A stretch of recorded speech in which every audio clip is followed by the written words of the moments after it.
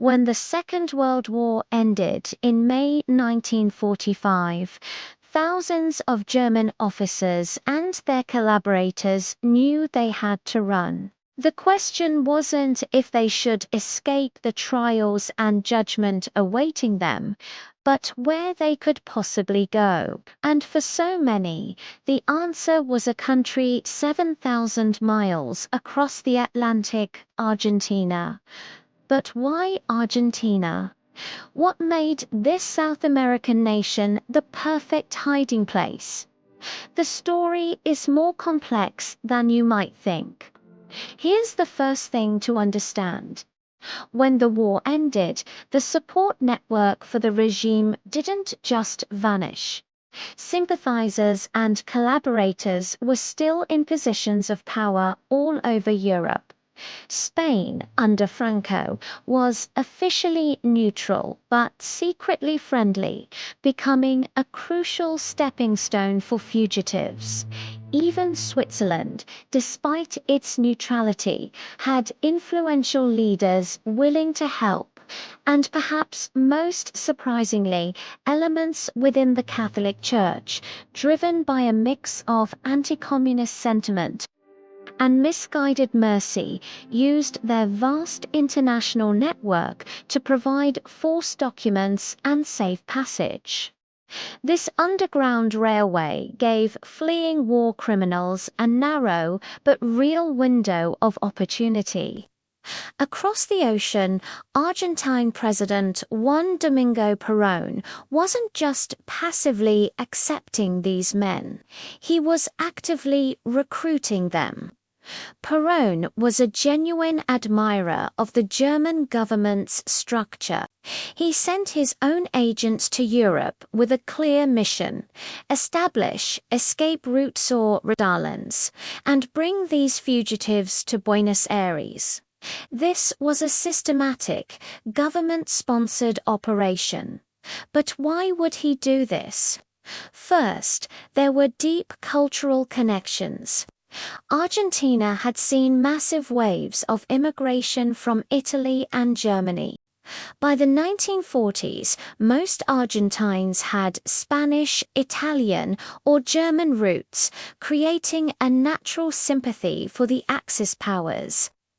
Perón himself had served as an elitary attaché in Mussolini's Italy and was deeply impressed.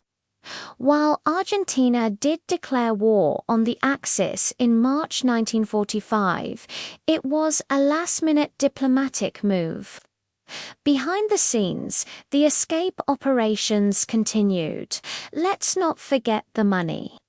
Wealthy German businessmen and their Argentine counterparts paid huge sums to facilitate these escapes.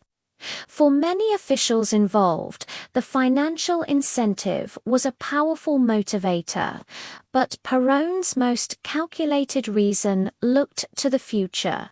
With the war over, the next global conflict seemed inevitable, a clash between the capitalist West and the communist East. Perón saw a chance for Argentina to become a major player on the world stage. These fugitive Germans were fiercely anti-communist. Having fought against the Soviet Union, Perón saw them as valuable assets for this coming Cold War. He also wanted their technical expertise: engineers, scientists, and strategists who could modernize his military. In a way, he was playing the same game as the US and the Soviets, who were recruiting German scientists through programs like Operation Paperclip. So, how did they get there? The Ratlines were sophisticated escape networks. One major route went from Germany through sympathetic Spain, then across the Atlantic. Another ran from Germany to Rome, where the Vatican's network helped. Then to the port of Genoa, and finally by ship to South America. Geography also played a key role. Europe was a death trap. The Soviet Union was even worse. Africa was controlled by Britain and France. North America was out of the question. Latin America was the only region that offered a real chance. And within Latin America, Argentina was the most organized, the most welcoming, and the most willing to protect them. For those who made it, life in Argentina in the late 1940s was shockingly normal. They blended into the large German communities in cities like Buenos Aires and Bariloche, changing their names, starting families, and living in plain sight. It seemed they had gotten away with it, but the situation wasn't permanent. In 1955, a military coup overthrew Perón. The new government was hostile to his legacy, and fear spread through the fugitive community. Some moved onto even safer havens like Paraguay. Over the decades, international pressure mounted on Argentina. These men, once seen as assets, were now viewed as an international embarrassment. Eventually, a few of the most notorious ones, like Adolf Eichmann, were tracked down by Israeli intelligence and brought to justice. But for everyone who was caught, countless others died peacefully of old age, their secrets buried with them. The story of Argentina as a haven for war criminals is one of opportunism, ideology, money, and cold geopolitical calculation.